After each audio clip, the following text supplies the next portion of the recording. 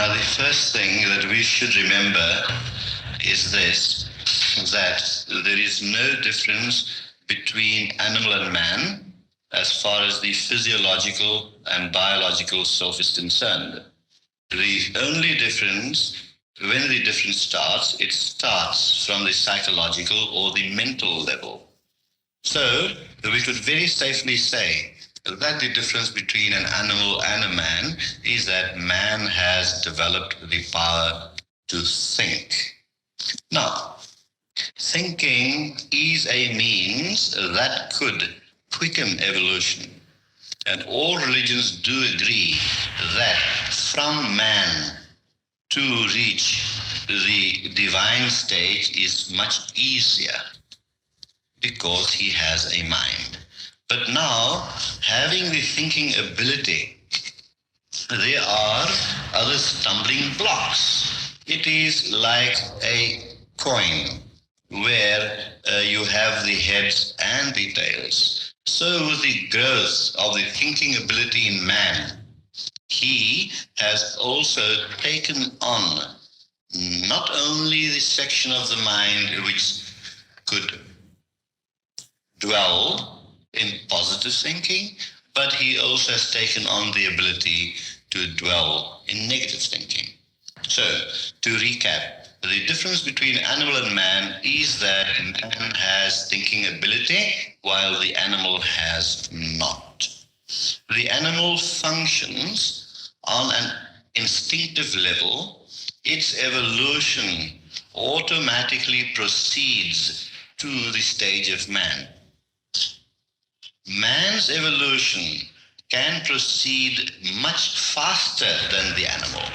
The animal is guided by certain laws of nature, and it becomes, the development progresses as nature wants it to progress. The animal has no say how fast or how slow it wants to progress. But man has the say how fast he wants to progress, or how slow he wants to progress, or if he wants to remain static.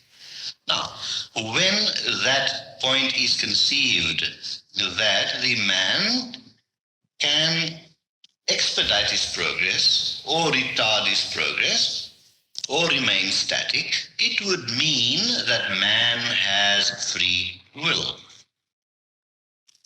Because of the abilities inherent in man, the development in man is very dependent on the other side of the coin, which is free will. So, here on one side of the coin, he has the natural tendency to progress.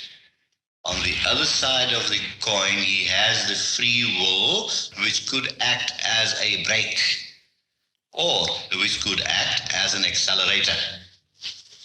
How is the free will to be exercised? That is the real question. The free will can be exercised by improving our conceptions and our perceptions of things around us here in the material relative plane. And as we refine the thinking processes that we have inherent in us, as we refine, as we take, by refine we mean that we take the thinking process from a grosser level to a subtler level. Now, in the progression between the grosser to the subtler, the free will in man is also affected. Because, as we said, free will and the urge for development are two sides of the one coin. Now, if the thinking processes are refined, naturally free will joins in to support that refinement of thinking.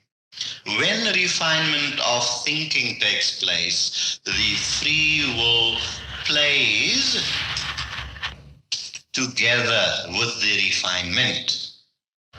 At first, at the gross level, the free will could lead a person into various spheres which might be called negative. But when the thinking processes are refined, the free will is directed to lead one to positive things. So, it still remains man has a choice. How to exercise the choice is to be able to refine the thinking.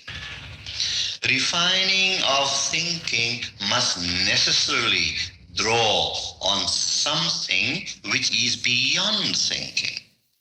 What refines thinking is the power that is beyond the thinking that helps refining the thinking. So it works in a complete circle. That which is beyond thinking is the spiritual ability in man.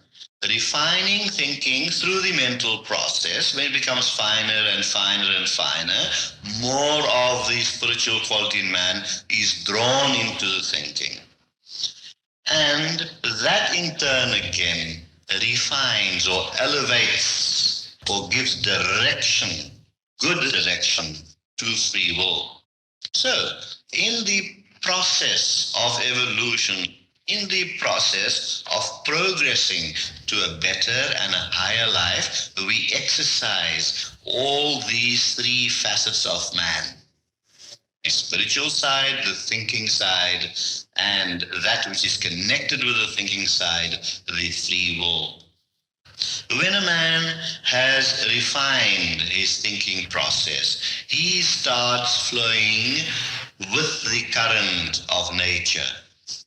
And as he flows with the current of nature and not against it, as he flows with the current of nature, his free will, that ability to choose, also become natural in always choosing that which is right. Now, if we use our free will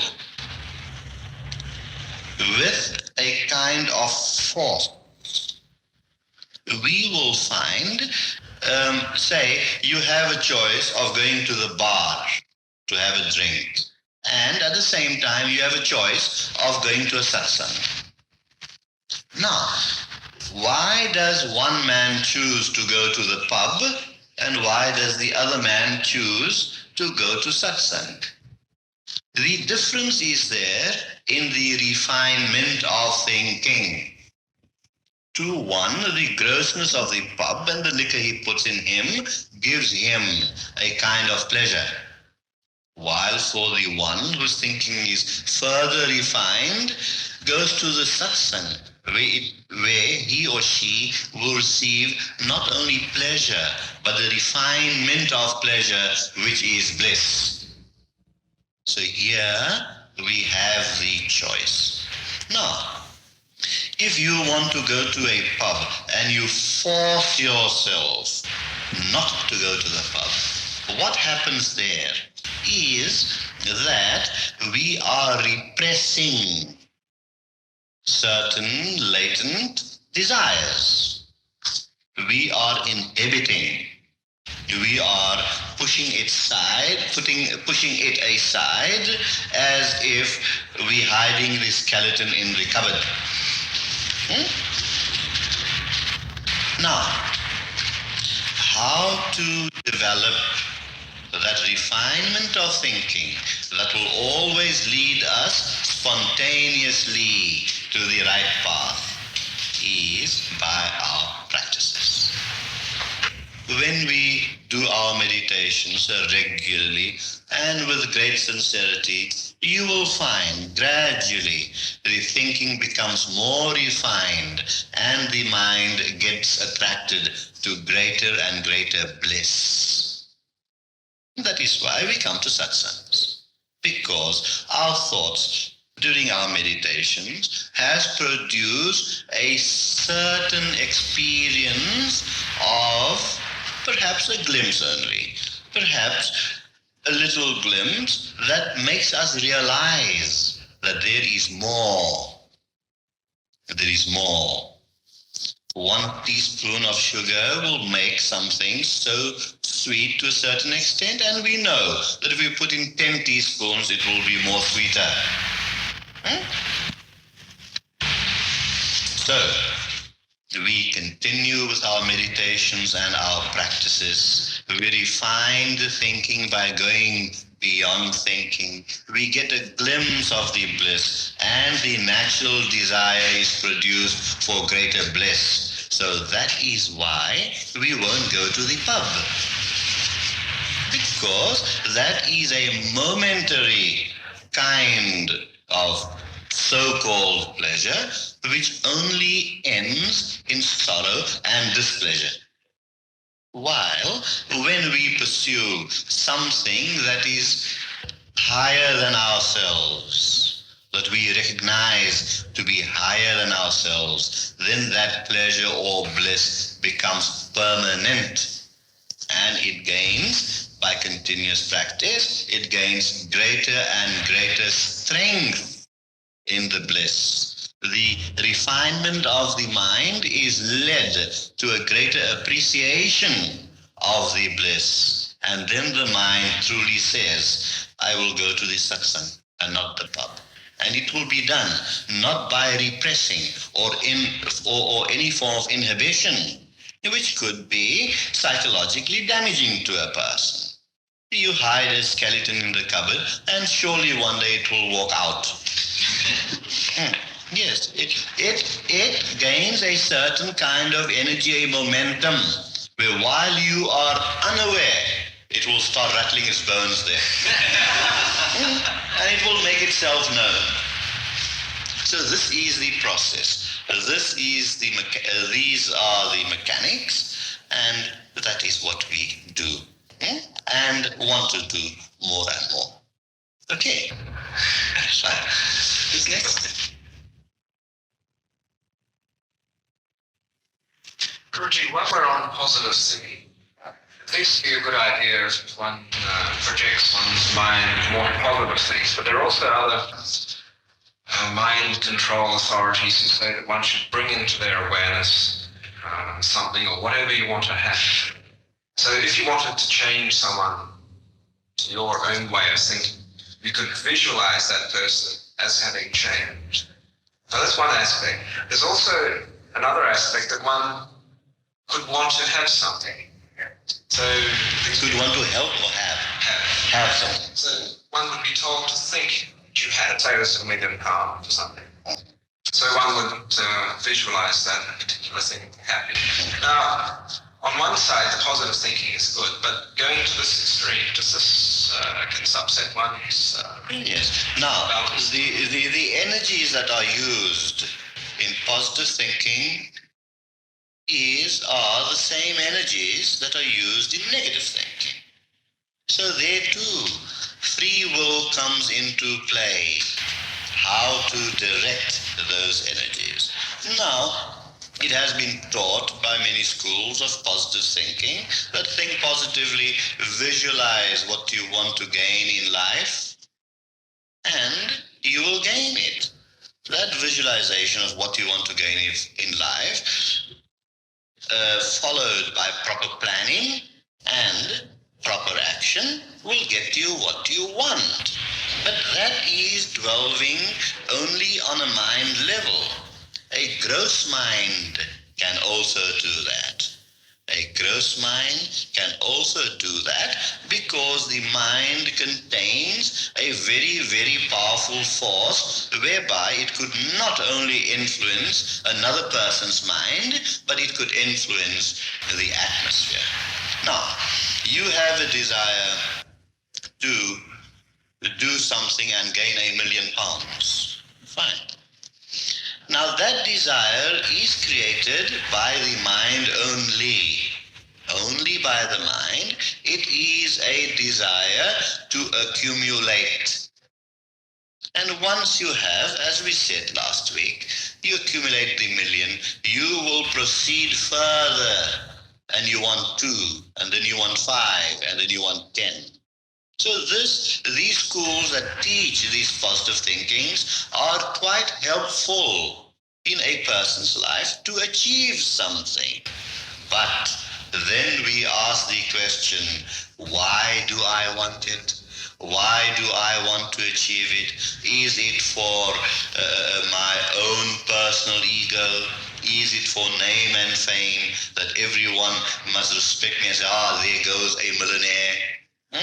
Is it for me to build many mansions and have one in every country?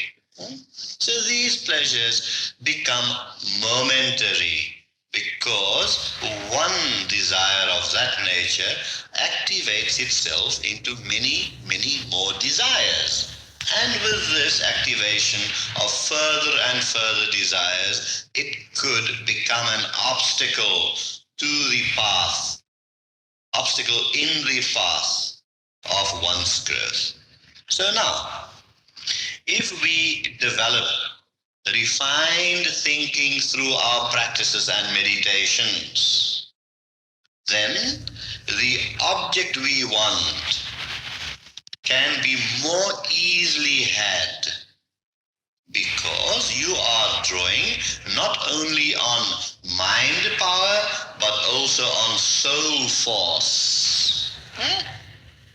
So the desired object becomes available more quicker. But there is one difference, that from the level of refined thinking, from the level of the source of thought, which is right next to the divinity within, our desire will be a good desire. Then you will say, when I get the £1 million, you will not think that I'm going to build myself mansions and buy a quarter dozen Rolls Royces. You will say, let me get this £1 million.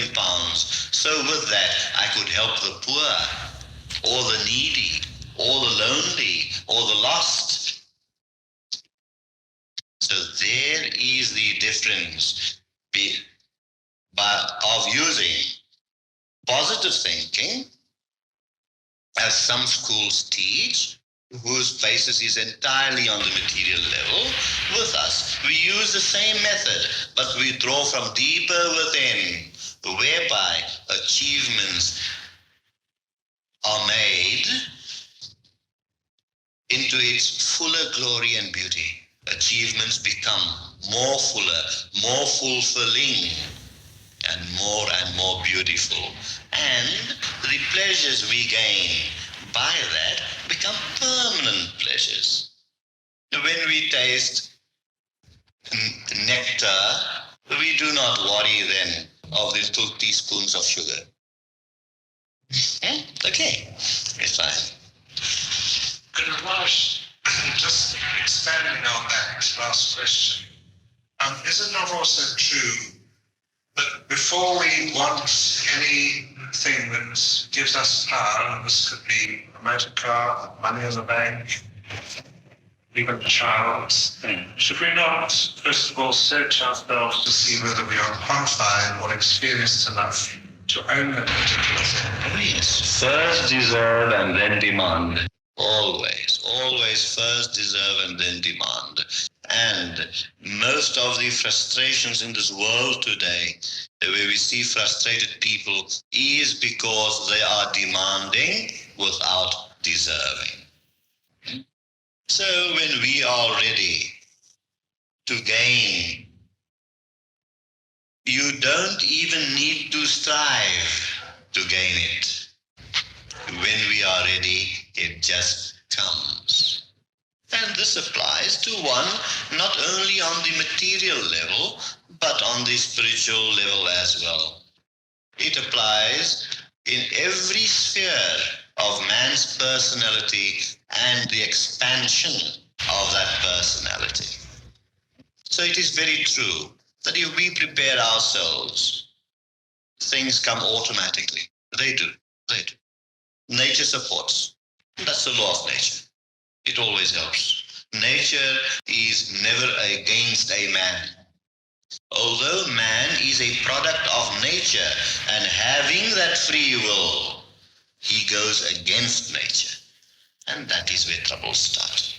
All troubles start from there, because we start going against the current. We start going against the current of life. Okay. May I ask a question concerning the soul? Please do. Could you describe the origin, nature, and strength of the soul? Does the soul carry experiences? And would you define the soul in terms of character and personality? In terms of Character and personality. personality. Right. Now, soul is a word that has been very, very misunderstood, or perhaps the word has been used in very many different contexts. When you say soul, you can mean, according to the Sanskrit word, jivatma, individual soul. Right. And when you say soul, you can also mean the universal soul that resides in one, that resides in a person. Now, if you use the word soul as an individual soul, then the individual soul is the carrier of your whole existence from times past. From the very first moment that you became individualized, from the very first moment the sparks left the fire, from that moment up till now, the sum totality of what you are is carried and conveyed by the individual soul. It is you, so therefore it is your character and it is your personality. Character and personality of the individual soul is modeled and shaped by our thoughts, words, and deeds, not only of this life, but of many, many existences in the past. So, the individual soul contains all that you are now at this very moment. That is the individual soul. But when you talk of the universal soul, that universal soul is the divine force, the divine power that is untouched by your individual soul, by your personality. Yet, the individual soul draws its strength and sustenance from the universal soul all the time. Otherwise, the individual soul cannot exist on its own without the power. Without the power, the individual soul cannot exist. It is dependent on the universal soul. The individual soul is like a light that requires power, the electricity. But the universal soul is the electricity itself, and it is independent, not dependent on anything else. It is self-luminous. The purpose of this division is because the universal soul in some way has to express itself. The universal soul is of such intangible nature. Being of intangible nature, it can only be appreciated by tangibility, and its means of expressing itself would be through the individual soul. Now, what do? We have the individual soul. In all systems of philosophy, you will find that there is a progression. If philosophy is not a progressive philosophy, then it becomes a dead philosophy. So when you talk of the individual soul and the universal soul, naturally you accept the conception of duality.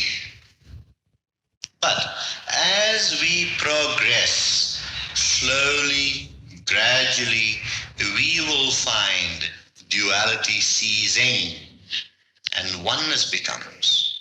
Now, the question would rise, what has happened to the individual soul or what has happened to the universal soul? The universal soul is eternal. That is a premise that has to be accepted. What happens to the individual soul then?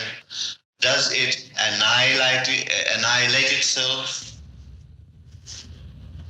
And if it does annihilate itself, what are the processes of annihilation? The process of annihilation of the individual soul is the refinement of personality and character, which are the basic constituents of the individual soul.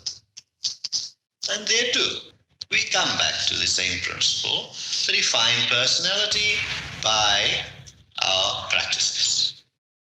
Now, it becomes so refined that it merges away into the universal soul. And that is where duality ceases and oneness comes about. Now, to refine the personality of a person, you must remember what I said before, that the personality of the person is the sum total of his being, the sum total of all his experiences through ages past. Now, in the process, that personality, firstly so pure as the spark, might have gained a lot of dirt around it. So it is a cleaning process. So as the individual soul becomes more cleaner, the more nearer it gets to the universal soul. In the cleaning process, how do we clean? If we want to sweep this floor, we have to use a broom. And our broom in the cleaning process is our meditations, and our conscious effort in the waking state of life, whereby we consciously try to be better and better. And the meditation helps so much to the betterness. Now, the gross personality of man can be equated with a block of ice. This block of ice, with the fire and the heat that is within one, the desire to progress. All desires have fire, always. The hot, they burn. So, with that heat, the ice melts, becomes water. There is some refinement taking place. With the heat, the water becomes steam, vapor. And as you would know, the steam and vapor merges away in the air. It merges away in the air. Then it is like the air in the balloon. If you prick the balloon, what happens to the air? It merges away in the outside air. So in the beginning, we thought dualistically that the air in the balloon, the individual soul, is apart from the universal soul. We felt that in the beginning because of the relative and the absolute aspects of life. But when the air merges away of the balloon into the air outside, we come to realize that the division the duality we saw was non-existent really. It was really non-existent. And this can only be realized by the annihilation of the personality. That balloon that keeps the individual soul as an entity ceases. The balloon has to be pricked. In our case, how do we prick our balloon?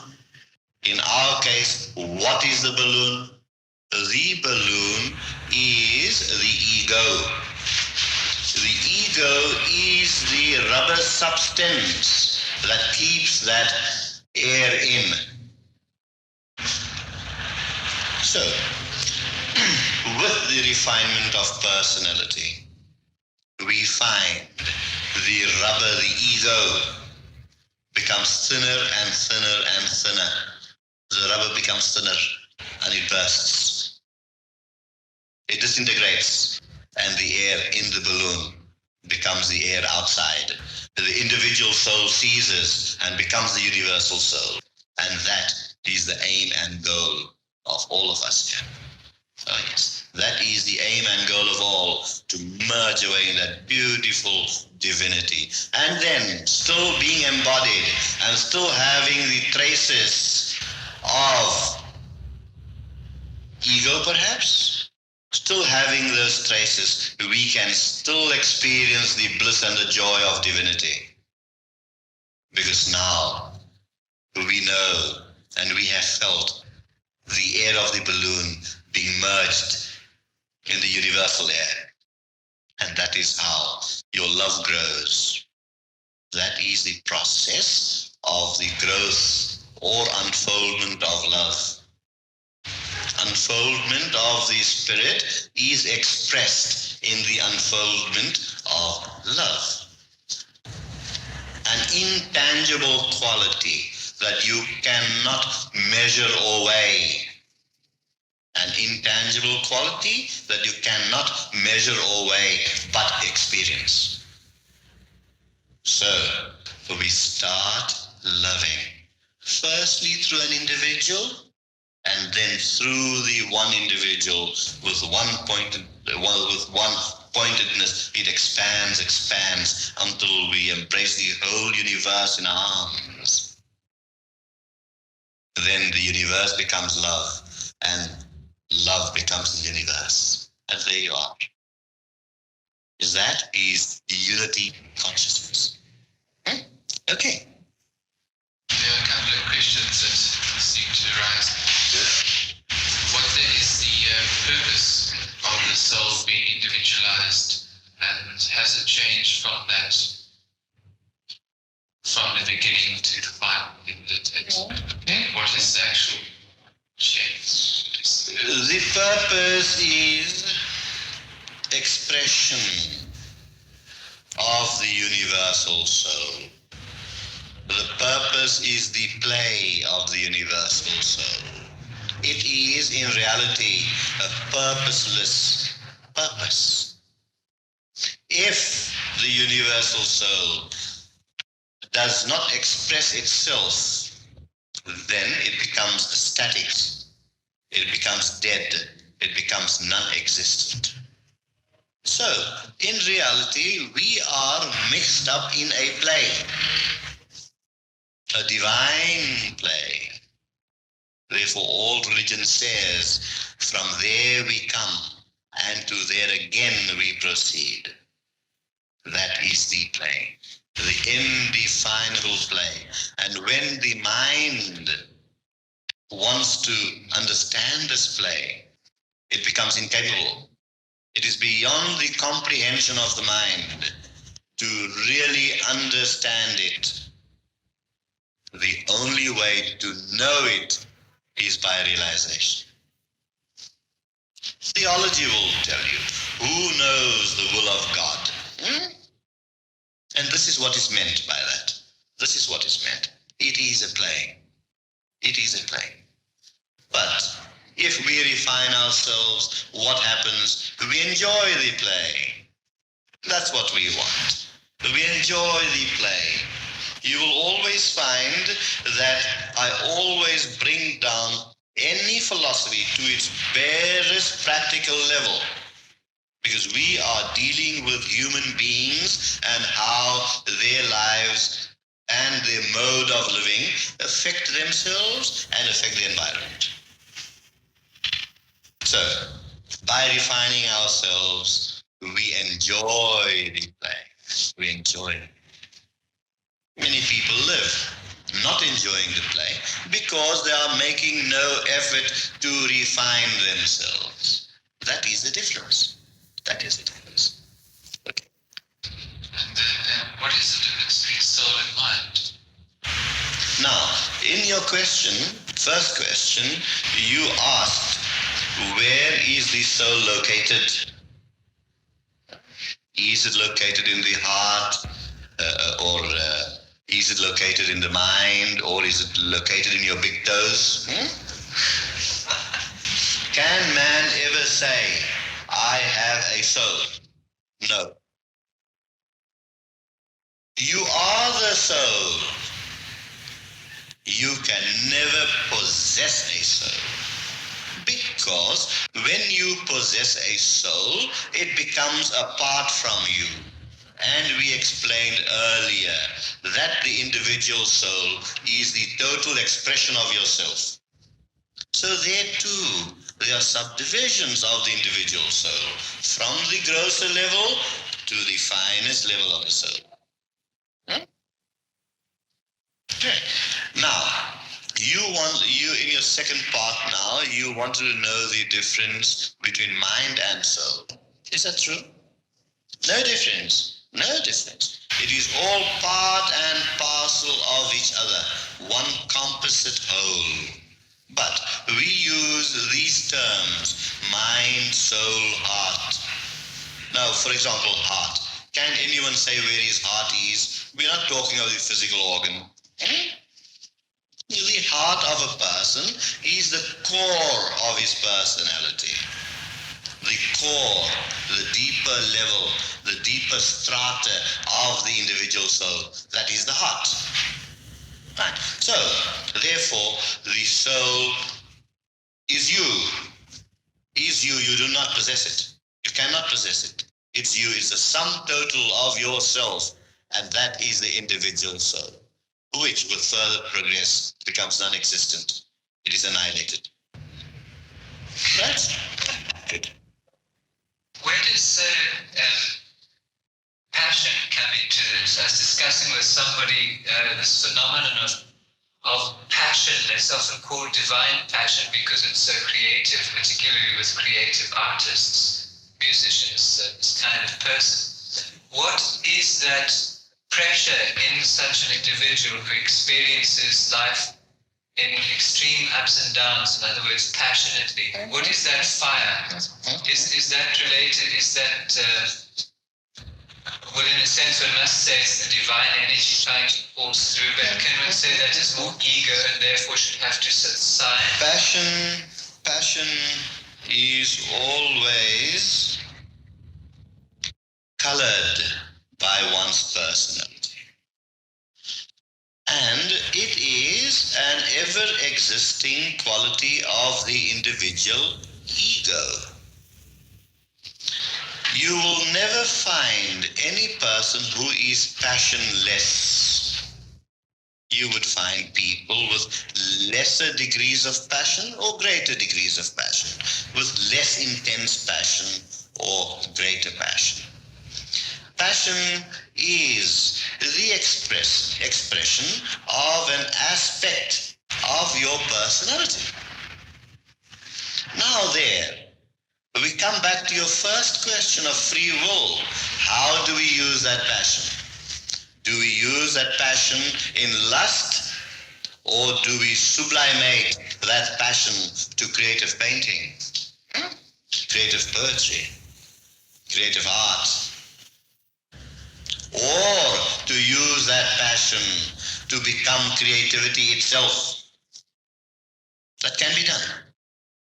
It is the same energy, and how it is used by us with our instrument of free will. That will give you the results of the passion. Used lustfully, it will produce negative results, and used in higher spheres, you'll have all the positivity. So, passion is inherent in every person. It is an aspect of the individual self. Okay. What happens though, you see some people have a high amount of this. In other words, their pressures seem to be greater as experienced by them. And then there are others, on the other hand, who perhaps don't feel such pressures at all. That pressure is created by how much capacity one has for passion.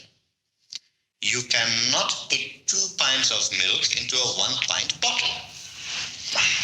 Now, if you have the capacity in you, if your personality has been developed through experiences of ages and ages to have the capacity of 2 pints of milk, naturally you can put 2 pints in that bottle. It is not the question of how much passion you have. It is the question of how the passion is used. How it is used.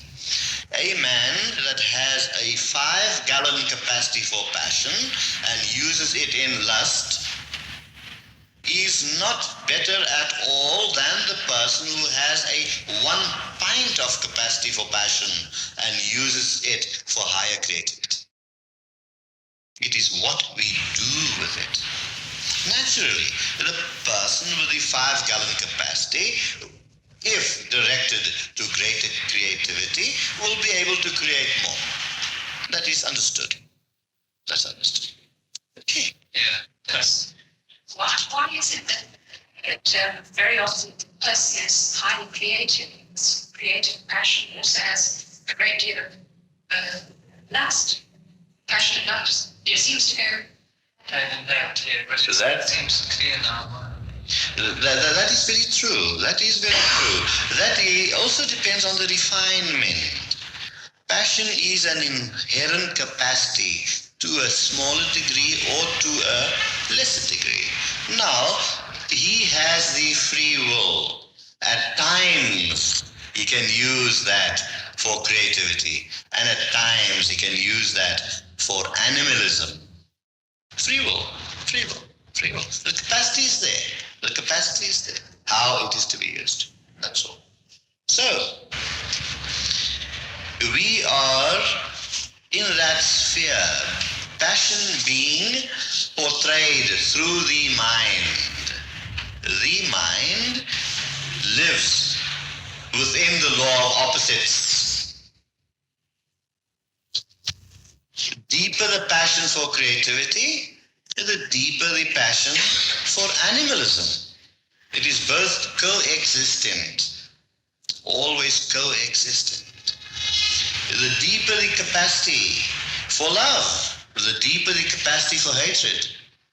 Yes, yes. How it is used, that is the question. How it is used always. The deeper the capacity for experiencing joy, also the deeper the capacity for sorrow. It develops simultaneously always. Simultaneously. The more a person becomes sensitive, he can experience both extremes. Like the pendulum. If it sways very high up to the right, then it will sway very high up to the left. If it sways just a little to the right, it will sway a little to the left. So the whole idea is to go beyond the law of opposites, and so the pendulum can become still. Well, so I was going to ask you, Guruji, if you say that the deeper one's capacity for love, the deeper one's capacity for hate. But if you feel that there's nothing you could hate, and the concept is foreign, surely that can't mean that the the same possibility that love is absent?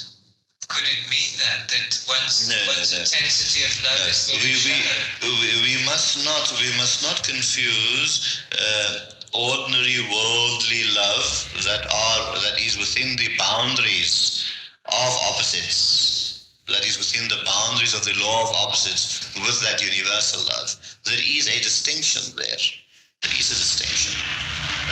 Now, if the capacity to hate is entirely absent, then know this for sure, that your love has touched universal love, not the love that is guided within the law of opposites.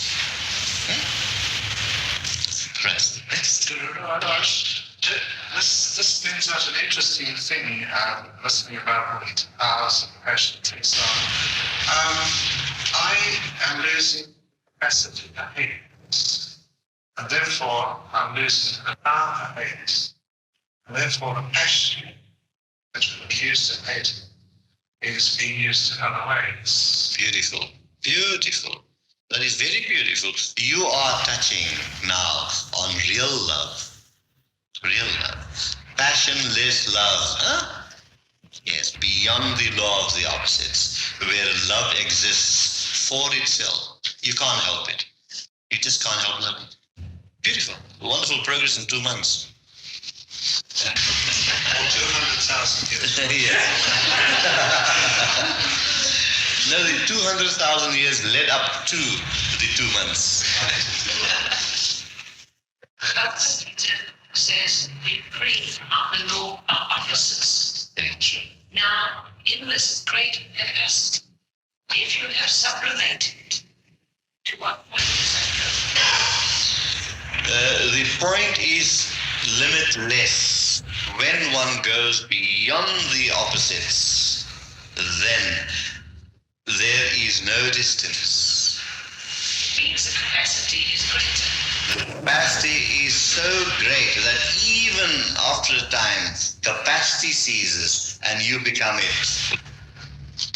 You become it. You become the universe, where there is no measurement. Capacity naturally implies measuring. So when one goes beyond the law of opposites, no measures are left, because the capacity, to use that word, the capacity has so expanded that it becomes capacity-less. It embraces the whole universe. There would be no capacity, can only be measured by comparison. The capacity of a 1 pint bottle can be measured by the capacity or compared by the capacity of a 2 pint bottle or a half pint bottle. But here, one reaches the infinite, where there is nothing else to compare it with. So capacity becomes capacity-less. It is just it, the whole universe. Yet a person is aware of being full of faults, yet the capacity to hate, to find out what was your degree of progress, and to know you have many faults. If you have faults, if you do know you have many faults, and yet when you say the capacity for hate is absent, then we have to analyze that with the recognition of our faults, are we not deluding ourselves that we do not hate? Hate is a funny animal. Hate can be expressed through seeming love. Now this sounds a contradiction, but sometimes a person does acts which he thinks are loving acts, but really speaking he does those to cover up a hatred within himself. In other words, he has not rid himself of hatreds. Once a person, so it means we still have a little hate there hidden away. Because once all hatred goes and only love remains, then all faults will be wiped away too. But if you're neutral, then you don't express hatred. True. That is true. That is true. That is true. Then you don't express extremes of anything. Then you don't suffer pleasure, neither pain. You suffer neither hurt nor love as we know it in the world. You're beyond it all. You're super love. But then what is this enjoyment of living if you are beyond it? Now, if we are beyond, if we are beyond pleasure and pain, what is the joy of living, you want to know? There is no joy of living then, because you are life itself. It becomes self-luminous. When the bulb shines in this room, it does not think of itself that I am giving light. It just shines by itself. And that shining of itself is beyond joy. It becomes bliss. What is the difference between bliss and joy? The difference between joy and bliss is this, that joy is experienced by the mind and analyzed by that mind. Because joy would want to know what is that which is opposite joy. Rain can be appreciated if we know sunshine. But when we reach bliss, which is one's inner quality, the inner divinity, then it defies all comparisons and all explanation. It is the bliss that is found in samadhi. That is the aim. Inexplicable, indefinable. It is to be experienced. No definitions are required. And when one reaches that blissful state, he ceases defining, because the blissful state is beyond the mind.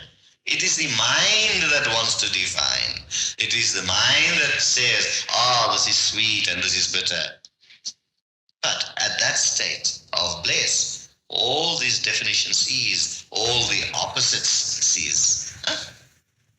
You have to have a duality because you have to have compassion. You have to have a neutrality. You have to have duality if you are living in the relative.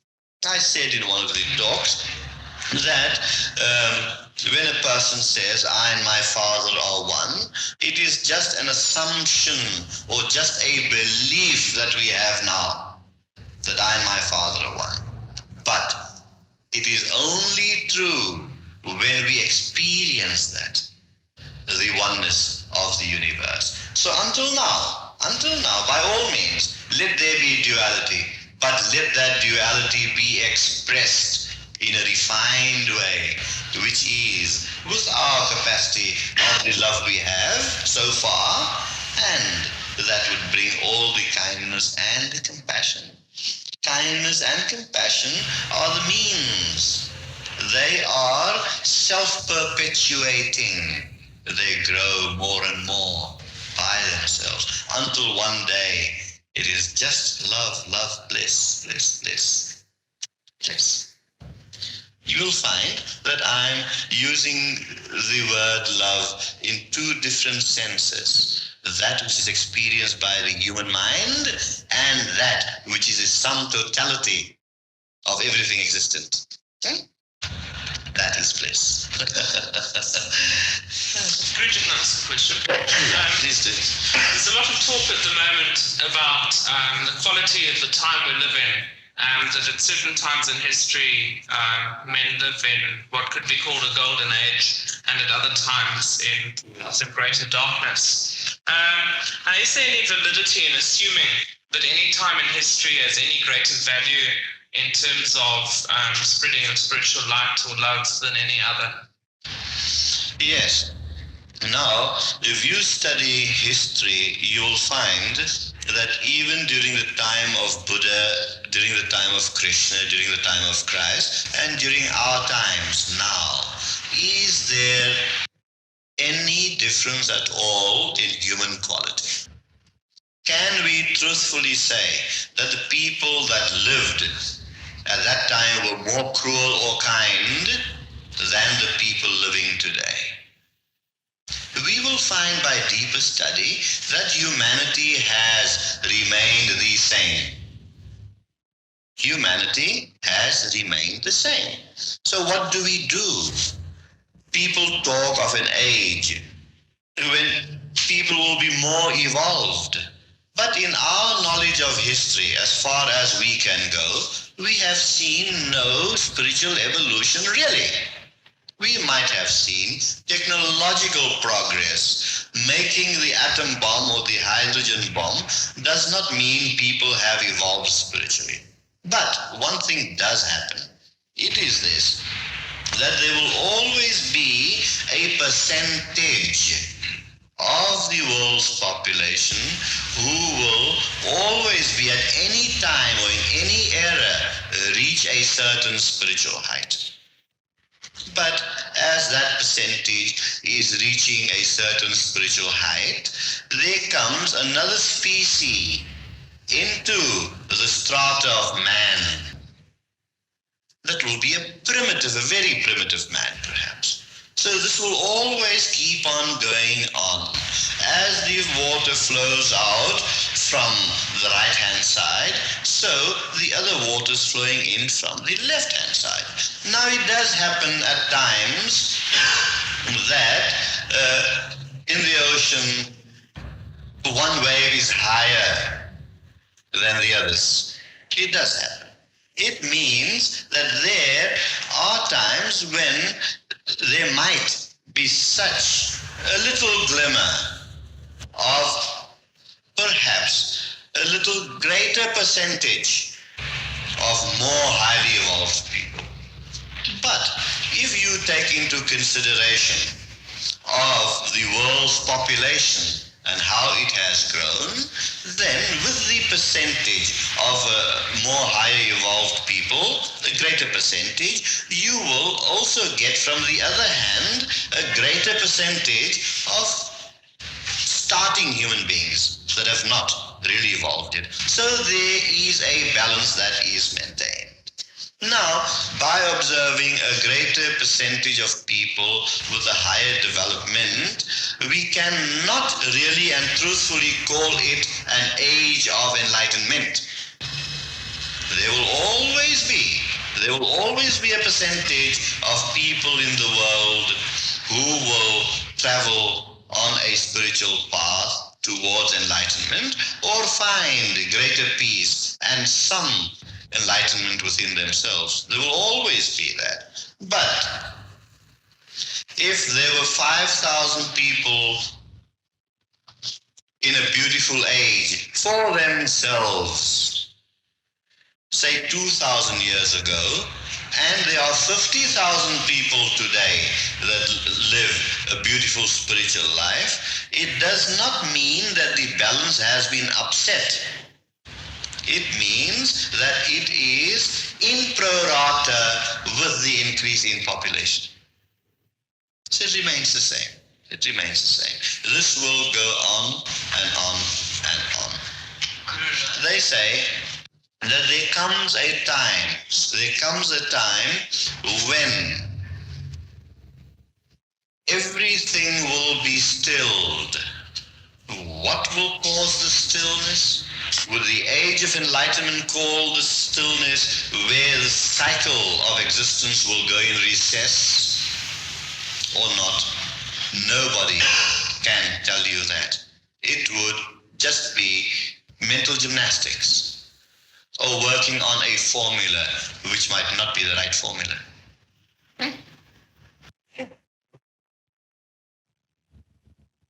Just thinking as regards the earth as a school, you seem to have been saying that overall there seems a natural law that the resultant evolutionary quality of the earth, of humanity, remains the same. Is this the dogma of the planet to be, say, like class 1 in the solar system or the galaxy or whatever beyond the physical universe? Because one does hear of, say, individuals who leave the planet and perhaps are at a very high stage of evolution but not yet enlightened, who would go into a realm where they would be prepared to receive that enlightenment. The planet Earth is just a speck in the universe. It is less than a grain of sand on the beach. As far as progress is concerned, let us not think of a collective progress of the earth, but let us rather think in the terms of individual progress. By thinking in the terms of individual progress, the individual has a vast range, because on this very planet, man can reach enlightenment. But enlightenment is reached individually. Individually. It is to do with one's own individual soul, the totality of one's own personality. And we ourselves have to work on that person. Naturally, to work on the personality, we find guides, teachers that help us work on that. So, to have the idea that a person advances to a certain level on this planet, standard 1, then he goes to another planet, standard 2, this could not necessarily be true. It would also be an assumption of the mind. When on this very earth, the range is limitless, why should we think of another planet where life will be better? Life can be better here and now. God realization, self-realization, unity consciousness, or whatever term you want to use, is possible here on this planet. So therefore, all progress and all evolution must be measured in terms of the individual. So that is why in our system, our foundation has always stressed person to person teaching. Everyone is a unique individual. There's no two like him, and that person must be treated individually. That is why we insist on that. In other words, we don't have a mass production thing. It's impossible. It's impossible. I wasn't thinking, Guruji, that one did say go on, progress to another planet, but that perhaps there were other realms for whatever purpose they might exist, where it would be, say, possible to live like even within a planet when the environment of a monastery or an ashram is definitely isolated from the material world of the city. Now, in that sense, could there be other levels which would have specific purposes? There are other levels of existences. That is a fact. There are other levels of existences, but it is not a prerequisite must for you to go to another level in some other point of space or time to find self-realization. It can be done here. For you as an individual, because of your individual soul and general makeup, you might have to go and exist elsewhere in space or time. But that is an individual matter. Yet, we must acknowledge the fact that the full range is here on this planet. And it's not such a bad place, really. What happens when the system runs out? I mean, the energy of that system explodes, and the souls that are bound to that particular planet in that system, are they transferred to another system? I have said before that nothing in the universe is ever destroyed. You cannot add on 1 ounce of energy to this universe, and neither can you take away 1 ounce. If one system explodes due to some reason or the other, it disintegrates into its original elements, and the original elements gather together again for the creation of another system. And that is how systems are created. You'd always find planets, the shooting star or something, the meteor, or what have you, hurtling throughout space. And these things are happening all the time. This whole universe is in a state of flux, which I've said before. Wherever there is flux, it means there is movement. And in the movement, when we think of one planet hurtling through space for millions and millions and billions and trillions of miles, that is our conception of space. But what is the conception elsewhere beyond this planet? It could be very momentary. It could be just from this wall to that wall. But one thing we must know, that the whole universe is constantly in a state of flux. And within the whole scheme of things, this little solar system exploding really means nothing. It's so small, so minute, it means nothing. But nothing is lost. Nothing is destroyed. It reforms itself into another form. But what happened is Vijay, if it had. Vijay, that's okay. What I want to know is, do the cells, are they actually gone until that system reforms again, or are they transferred to another system? Now, which soul are you talking about? The individual or the universal?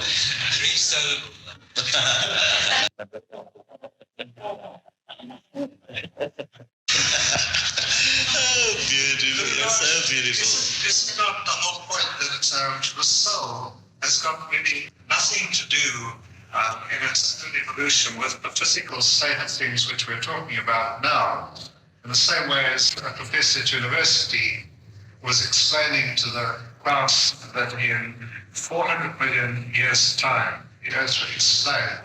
One of the students who was half asleep said, "What did you say?" He says 400 million years' time. He says, "Oh, I thought you said 40,000 years."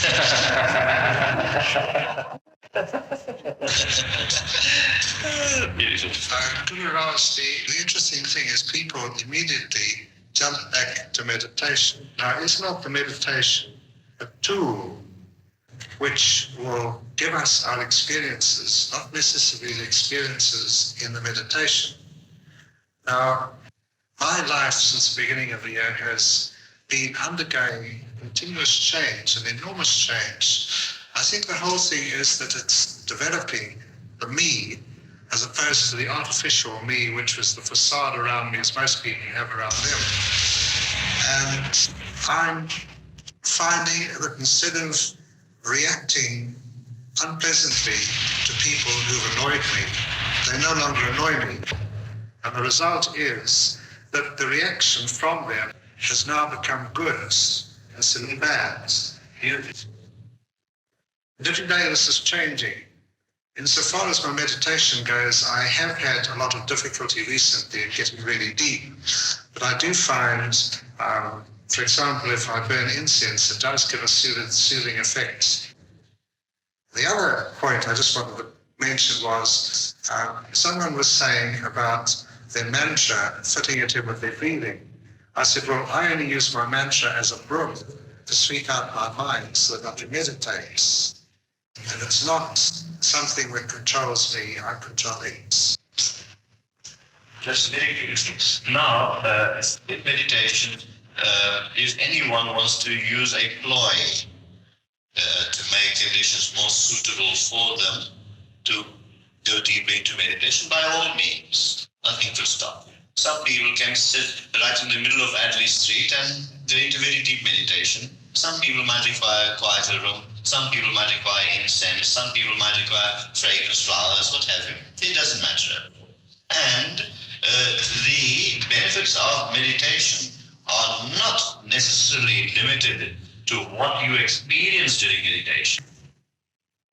True meditation will always have benefits in the waking state of life, in our daily living. It will always. Because in meditation, we are activating the inner power, we're reaching the source of all other power, and by reaching there, we are drawing from it. And and that must affect our daily living and our daily life. So when some people sit down for meditation, and if they have no experience there at all, wouldn't matter much. They could still be meditating very well. They could be. That, the effect they must judge by their daily living.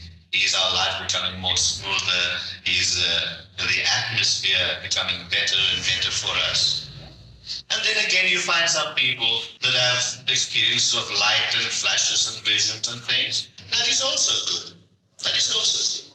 But one thing must be pointed out, that if A has experience of lights and flashes and B does not, it does not mean A is better than B. Both could be progressing. Both could be progressing. Some have the inner facility to be able to have certain experience of light, and these are just markers on the road. Now, if you are traveling from here to Simonstown, you get these milestones that will say 20 miles, 50 miles, 10 miles, 5 miles. Even if you do not, these experiences are milestones. But even if you do not see the milestones, you are still going to reach Simonstown. So, these experiences are not a criteria to reach the depths of one. It is not a criteria. So nobody must be discouraged if they do not have any of these experiences. Things are happening very subtly within themselves, which the mind does not even need to take notice of. But how is our life going daily? That is important. How beautiful it becomes. That is important. Okay. My last word I'd just like to say, and this is coming down to earth, I just want to say thank you for your guidance. It's a pleasure. It is my joy. And what is joy for? It is there to share. What I'm doing is just sharing. That's all. Nothing else. Violet wants to say a word? I can only simply say that my life has been transformed in less than 2 months, Gururaj. I was very deeply unhappy. I cannot believe that I walked for years in an unhappy state. Now each day, things just happen. Even if I'm still, a friend comes, a letter comes, there's flowers. There's something that's so exquisitely beautiful that I cannot really convey in words. I'm very grateful. You see, as we become more beautiful ourselves, we attract that which is also beautiful. That's the two-way effect. When we become more beautiful within ourselves, we attract greater beauty from the environment. Very nice blessings to you.